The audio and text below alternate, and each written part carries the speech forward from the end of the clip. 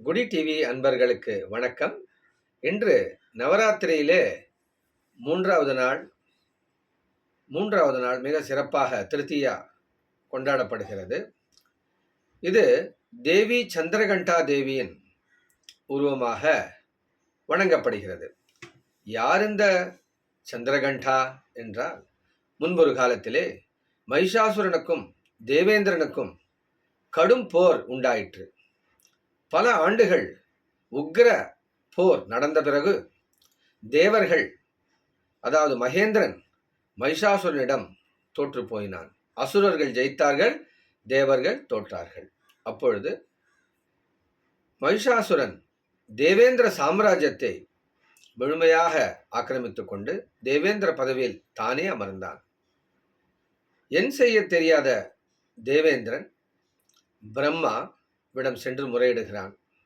எப்பவுமே தெரிஞ்சுக்கங்க, வாழ்க்கையில் ஒரு கஷ்டம் வந்தால் நம்மளால் முடிஞ்சால் சால்வ் பண்ணலாம், முடியலன்னா நம்மளை விட உயர்ந்தவங்க கிட்ட போய் நம்மளுடைய கஷ்டத்தை சொல்லி அவங்க கிட்ட ஒரு ஐடியா கேட்கணும்.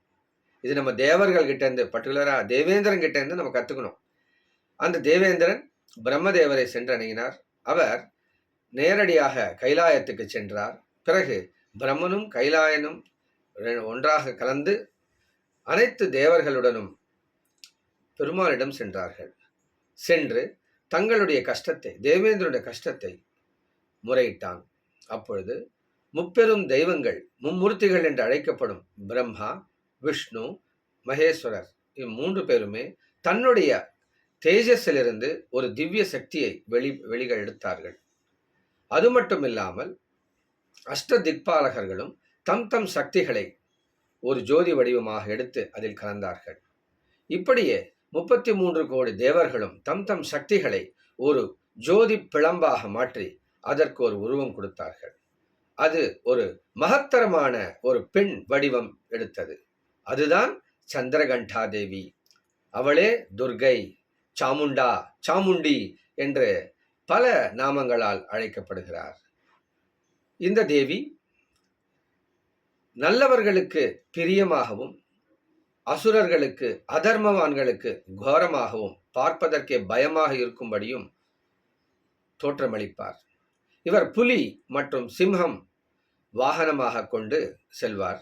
இவர் தலையிலே சந்திரனை கிரீடத்தில் அணிந்திருப்பார். அதனால்தான் சந்திரகண்டா என்பது பெயர்.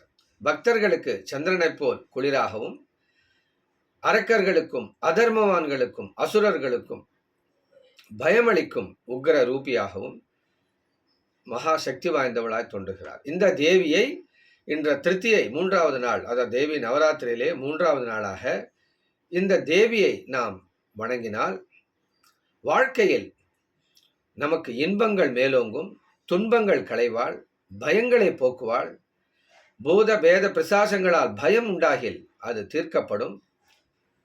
நம்ம வாழ்க்கையில் இருக்கக்கூடிய கண் திருஷ்டி போன்ற மற்ற பிரச்சனைகள் விலகும். யாராவது பில்லி, சூனியம், ஏவல் போன்றவர்களால் பாதிக்கப்பட்டாலோ, மற்ற மந்திர தந்திர இதனால் பாதிக்கப்பட்டாலோ, இந்த சந்திரகண்டா தேவியை இன்று நாம் வணங்கினால், அவர்களை பிரார்த்தனை செய்தால் நம்மளை பிரச்சனைகளிலிருந்து விடுவிப்பாள்.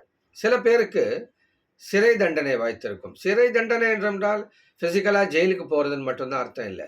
சில வார்த்தைகளால், சில செயல்களால் தன்னுடைய வலையிலே தானே மாட்டிக்கொள்வார்கள். அப்படி சிக்கி தவித்து வெளியே வர முடியாமல், வெளியே சொல்ல முடியாமல் அவஸ்தைப்படுபவர்களுக்கு இன்று இந்த சந்திரகண்டா தேவியின் வழிபாடு மகத்தர வரமாகும். சரி, எல்லாம் சரி. எப்படி இந்த சந்திரகண்டா தேவியை வணங்குவது?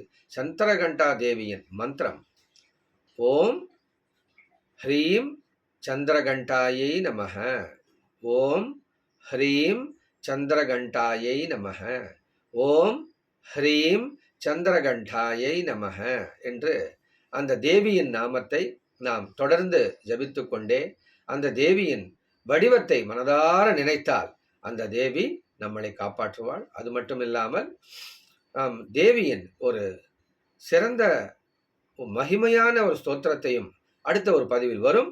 அதையும் தாங்கள் இன்று கேட்டு தாங்கள் அனுசரித்து வாழ்க்கையில் நன்மை அடைவீர்களாக என்று தேவி நவராத்திரியிலே ஒவ்வொரு நாளும் தங்களுக்கு மேலும் மேலும் ஆரோக்கியம், செல்வம், வெற்றி, வாழ்க்கையில் அனைத்து துன்பங்களும் நீங்கி இன்பங்கள் ஓங்க வேண்டும் என்று உங்கள் சார்பிலும் நான் பிரார்த்தனை செய்கின்றேன் அந்த தேவியிடம்.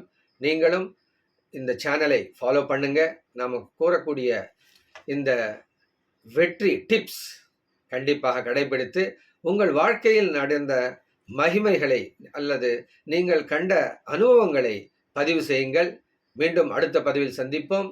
நன்றி, வணக்கம். உங்களிடமிருந்து விடைபெறுவது உங்கள் அன்பர் வேணுகோபால். இந்த குடி ஆஸ்ட்ரோ டிவி, குடி டிவியை லைக் பண்ணுங்க, ஷேர் பண்ணுங்க, கமெண்ட் சொல்லுங்க. உங்களுக்கு வேற என்ன பதிவுகள் வேணும்னு கூட நீங்கள் கமெண்ட் சொல்லலாம். இன்டராக்டிவாக இருந்தால் எங்களுக்கும் ரொம்ப இன்ஸ்பிரேஷனாக இருக்கும். உங்களுக்கு வேண்டியவங்களுக்கு, சொந்தக்காரங்களுக்கு, நன்மை விரும்பிகளுக்கு ஷேர் பண்ணுங்க. எல்லாரும் நல்லா இருக்கட்டும். சர்வே ஜனா சுகினோ பவந்து. நன்றி, வணக்கம்.